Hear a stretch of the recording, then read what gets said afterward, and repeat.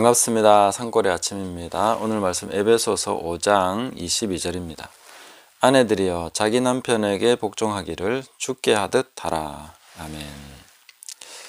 자, 예수님께서 베드로에게 마지막 부분에서 말씀하신 내용들이 있습니다. 그것은 네가 젊어서는 스스로 띠띠우고 네가 원하는 곳으로 다녔지만 늙어서는 남이 내게 띠를 띠우고 네가 원하지 않는 곳으로 너를 데려갈 것이다. 이렇게 말씀하셨습니다.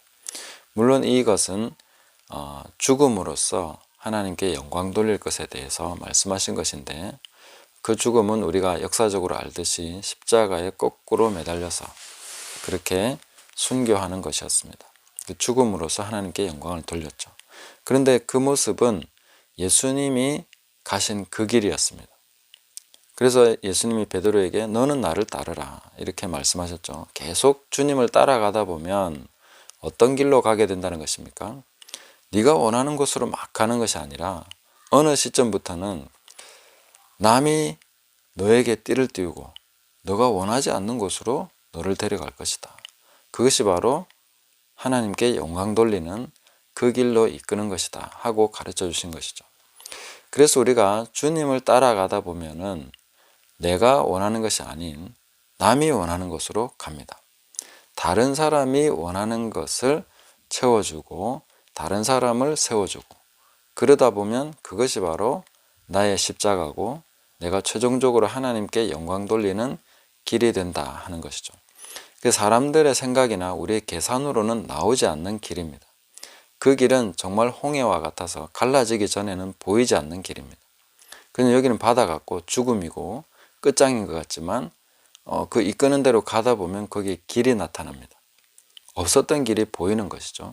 그게 바로 영적인 지도자가 걸어가야 되는 길이다 하는 것을 예수님께서 말씀하신 것입니다. 저는 빌레몬서를 굉장히 좋아하는데, 이 빌레몬서는 한 장만 읽으면 성경 한 권을 읽은 것이 됩니다. 그리고 사도 바울의 가장 성숙한 모습을 여기서 확인해 볼 수 있기 때문에 참 좋아하는데요. 제가 8절부터 한번 읽어 드리겠습니다. 이러므로 내가 그리스도 안에서 아주 담대하게 내게 마땅한 일로 명할 수도 있으나 도리어 사랑으로서 간구하노라. 나이가 많은 나 바울은 지금 또 예수 그리스도를 위하여 갇힌 자 되어 갇힌 중에서 낳은 아들 오네시모를 위하여 내게 간구하노라. 그가 전에는 내게 무익하였으나 이제는 나와 내게 유익함으로 내게 그를 돌려 보내노니 그는 내 신복이라. 그를 내게 머물러 있게 하여 내 복음을 위하여 갇힌 중에서 내 대신 나를 섬기게 하고자 하나, 다만 내 승낙이 없이는 내가 아무것도 하기를 원하지 아니하노니 이는 너의 선한 일이 억지같이 되지 아니하고 자의로 되게 하려 함이라. 아멘. 자, 이것이 하나님 나라에서 성숙한 지도자의 모습입니다. 마땅히 명령할 수 있다. 난 나이가 많다. 그러나 사랑을 인하여 도리어 너에게 정말 간곡히 부탁한다.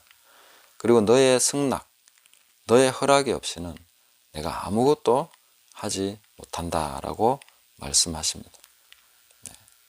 왜냐하면 너가 선한 일을 행할 때에 내 명령에 따라서 한 것이 아니라 내 스스로 한 것이 되어야 되기 때문이다. 이렇게 말씀해 주고 있는 것이죠.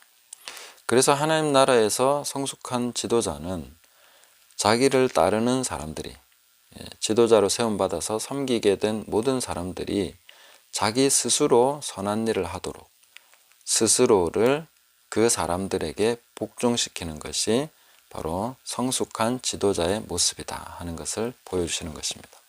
어제의 메시지에서 그리스도의 복종 이렇게 하니까 하나님께 복종하신다는 것은 알겠는데 교회에 또 우리들에게 예수님께서 복종하신다니 어떻게 그런 것을 받아들일 수 있겠는가 하는 것을 생각을 하셨을 것입니다.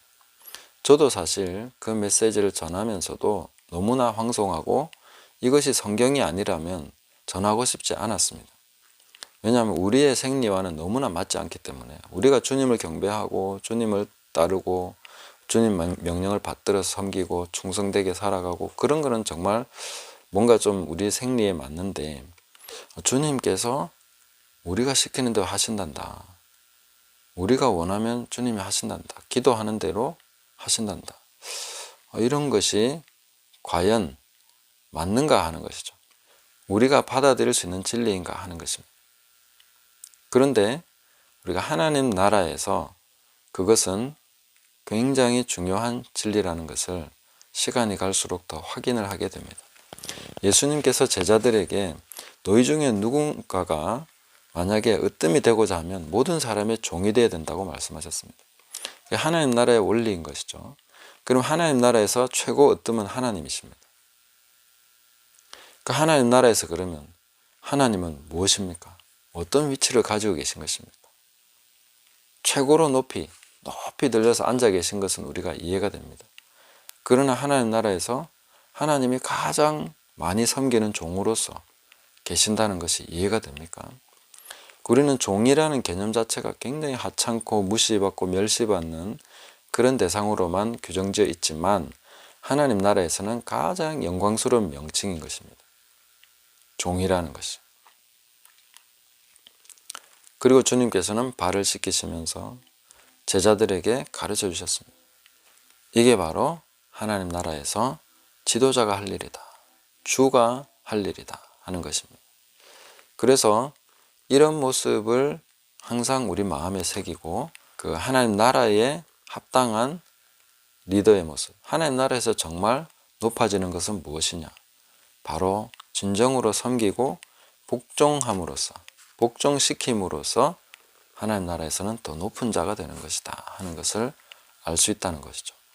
삼일체 하나님과의 관계를 보시면 예수님께서는 이렇게 말씀하십니다. 내가 아버지께서 하시는 것을 보지 않고는 아무것도 할 수 없노라. 이렇게 말씀하시죠. 근데 아버지께서는 어떻게 하십니까? 아들에게 심판하는 모든 권세를 다 맡기셨습니다. 아들아, 너의 뜻대로 하는 것이 곧 내 뜻이다. 이렇게 말씀하시죠. 그럼 도대체 누가 누구의 말을 듣는 것입니까? 예수님은 아버지께 모든 것을 복종시키시고 아버지께서 보여주시는 것이 아니면 나 아무것도 할 수 없다. 아버지는 아들에게 모든 것을 다 맡겨주시고 아들아, 네 뜻대로 하는 것이 내 뜻이다. 이렇게 말씀하시는데 그러면 하나님 나라는 어떻게 돌아가는 것입니까?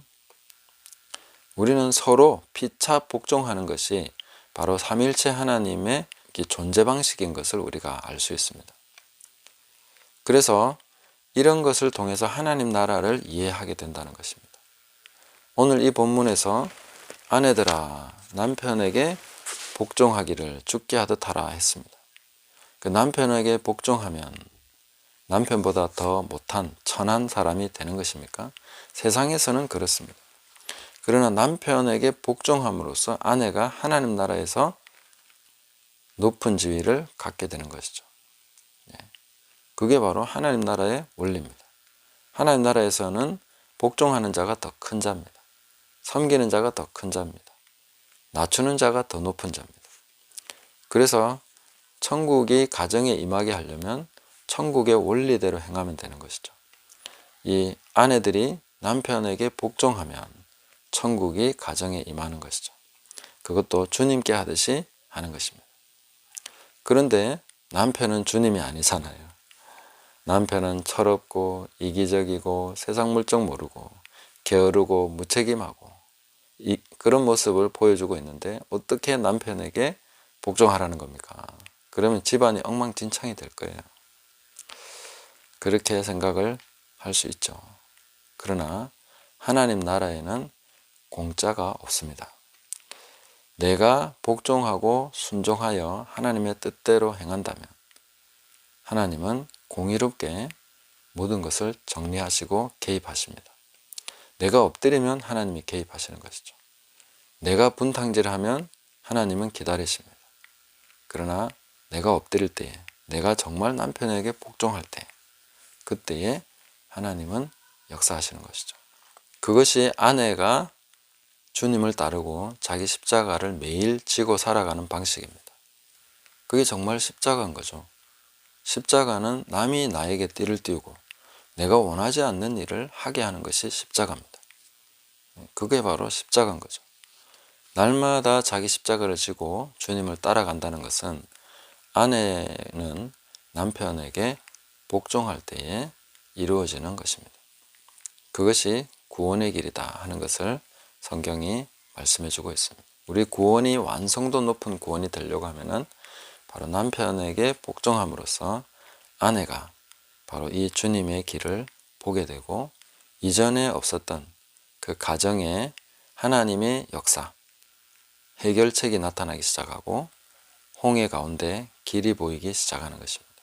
아내가 남편에게 복종할 때 그런 일이 일어납니다. 그렇게 변화되게 해달라고 기도했는데 안 되던 것이 그 이후로는 변화가 있다는 것을 보게 될 것입니다.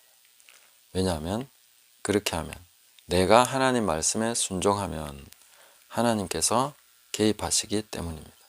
말씀의 열매를 맺도록 하기 위해서 말씀에 순종하는 그 사람 주변으로 성령께서 강력하게 역사하기 시작합니다. 이런 것이 바로 하나님 나라가 이 땅에 이루어지는 방식입니다. 하나님은 열매 맺는 것을 너무나 귀중하게 보시기 때문에 말씀을 받아서 말씀대로 순종하는 그 한 사람에게 엄청난 역사를 그 주변으로 계속해 나가시면서 그 남편에게도 역사하기 시작하는 것입니다. 이와 같은 방식으로 하나님 나라가 가정에 임하게 됩니다. 우리는 하나님이 하시는 것을 보고자 한다면 말씀대로 해야 됩니다. 우리 가정에 하나님이 나타나시는 것을 보고 싶다면 아내들이여 자기 남편에게 복종하기를 주님께 하듯 하시면 됩니다. 그러면 하나님이 어찌하실 것인가 하는 것이 그 가정에 아주 현저하게 나타나기 시작합니다. 이런 것이 오늘날 우리가 경험해야 되는 진짜 기적인 것입니다.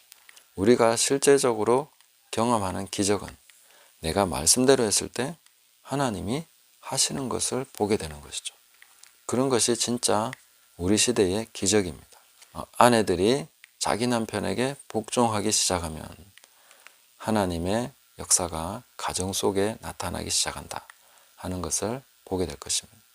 그리고 이것이 결코 무시당하는 길이 아니라는 것을 나중에는 알게 될 것입니다.